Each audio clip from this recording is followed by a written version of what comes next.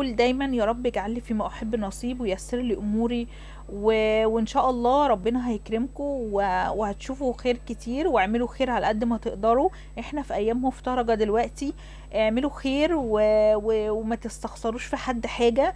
آم، واللي بيأذيك ابعد عنه بقدر الامكان، واللي بيحبك قرب منه، خليك معاه كويس وخدمه، وخليك معاه كويس لاخر وقت عندك. وما تقولش ان حاجة مش هتحصل، او ما تقولش ان حاجة مستحيل تحصل، عشان ربنا ما عندوش مستحيل. ربنا ممكن يحقق لك اللي انت عايزه في لحظة.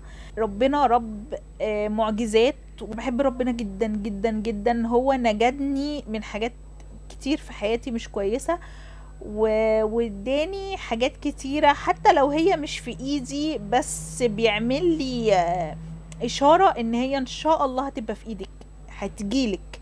فلو الحاجة دلوقتي مش في ايدك او مش معاك، ما تقولش بقى دي استحالة تيجي. ربنا ما عندوش مستحيل. ادعي وخليها على الله، وسيب كل حاجة على ربنا. سيب كل حاجة على الله. اتمنى بس وادعي من قلبك، حتى لو حاجة دي انت شايفها مستحيلة، ربنا ما عندوش مستحيل، هيحققها لك ولو بعد حين.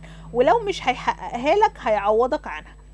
بس احنا بنقول يا رب ادينا اللي احنا بنتمناه، وادينا اللي احنا عايزينه، واجعله خير لينا ويسر لنا امورنا.